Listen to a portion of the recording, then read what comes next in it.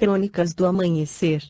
Por Feijão, Centro Espírita Allan Kardec de Balneário Gaivota.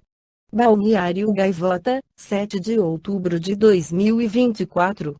Fim do mundo. É correto ligar catástrofes e doenças ao livro de Apocalipse, parte 2. Incêndios florestais que consomem vastas áreas, pandemias globais, terremotos devastadores e conflitos armados em várias partes do mundo. Para muitos religiosos, esses eventos não são apenas desastres isolados, mas sinais do cumprimento das profecias descritas na Bíblia, especialmente no livro de Apocalipse, o último da Bíblia cristã. Com suas visões de pragas, guerras, destruição e presença de símbolos difíceis de serem interpretados, o Apocalipse continua a ser um ponto de referência para aqueles que acreditam que estamos vivendo os últimos dias. Mas por que, exatamente, tantos veem nas catástrofes modernas um reflexo das previsões bíblicas? Para explorar essa conexão, o UOL ouviu Cacau Marques, pastor batista e professor de História e Teologia, e o católico Paulo Nogueira, doutor em Teologia e professor na PUC Campinas, para entender as diferentes interpretações do Apocalipse e como elas se relacionam com os eventos atuais. Por que conectar catástrofes ao Apocalipse? A conexão entre os desastres modernos e o Apocalipse surge, em parte, da busca humana por significado em tempos de crise. Tanto Cacau Marques quanto Paulo Nogueira destacam que, independentemente da interpretação, o Apocalipse oferece uma narrativa poderosa de luta contra o mal e a promessa de redenção. Para aqueles que veem o mundo em um estado de turbulência constante, o Apocalipse serve como um lembrete de que a tribulação é temporária e que, no fim, há uma promessa de vitória divina. O Apocalipse, portanto, continua a ser um texto relevante, não apenas como uma advertência ou um relato de eventos futuros, mas como uma fonte de esperança e reflexão para os fiéis. Mesmo que suas visões de destruição possam parecer assustadoras, tanto Marques quanto Nogueira concordam que o verdadeiro objetivo do livro é inspirar e fortalecer a fé, oferecendo uma visão de um mundo celestial onde o bem triunfa sobre o mal. Além disso, Paulo atribui essa incorreta ligação do livro com tragédias por conta do fundamentalismo religioso.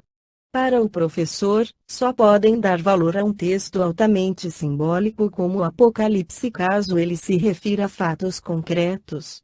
Ainda segundo Nogueira, um grande equívoco é aplicar uma interpretação literal das narrativas do Apocalipse como fatos futuros, tendo em vista que as profecias tinham ligação com o tempo em que foram escritas. À luz da doutrina espírita, esse final dos tempos, na verdade, se refere ao término do ciclo planetário chamado provas e expiações. É conhecido através das obras básicas de Allan Kardec, em A Gênese e o Livro dos Espíritos, que os mundos possuem uma gradação evolutiva, iniciando sua caminhada nos primeiros estágios chamados de mundos primitivos e concluindo ao atingir o estágio evolutivo de mundos celestes. A Terra está apenas no segundo estágio dessa cadeia evolutiva, ou seja, ainda distante de terminar sua jornada. Allan Kardec esclarece que para que na Terra sejam felizes os homens, preciso é que somente a povoem espíritos bons, encarnados e desencarnados, que somente ao bem se dediquem.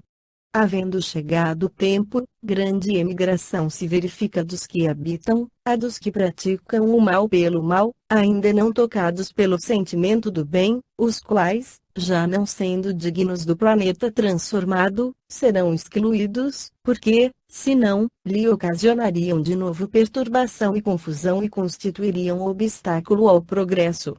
Substituí-los-ão espíritos melhores, que farão reinem em seu seio a justiça, a paz e a fraternidade. A época atual é de transição, confundem-se os elementos das duas gerações.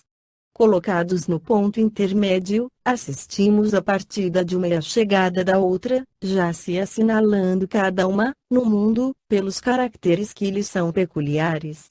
Os espíritos, através da psicografia do médium Divaldo Pereira Franco, detalham o momento planetário que vivemos. Vive-se, na Terra, o momento da grande transição de mundo de provas e de expiações, para mundo de regeneração.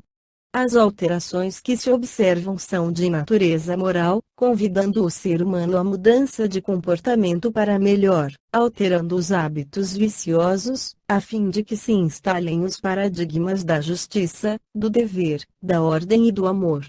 Anunciada essa transformação que se encontra íncita no processo da evolução, desde o sermão profético anotado pelo evangelista Marcos, no capítulo 13º do seu livro, quando o Divino Mestre apresentou os sinais dos futuros tempos após as ocorrências dolorosas que assinalariam os diferentes períodos da evolução.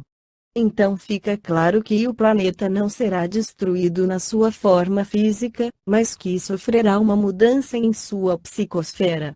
Aqueles espíritos que estiverem presos aos sentimentos mais densos da alma precisarão ir para outra escola, e, assim, despertarem suas consciências.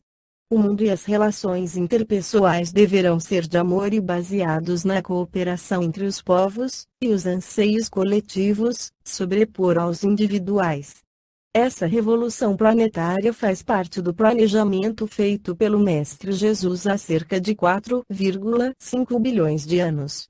Esta foi a crônica do amanhecer de 7 de outubro de 2024. Por Alfredo Feijão Lopes.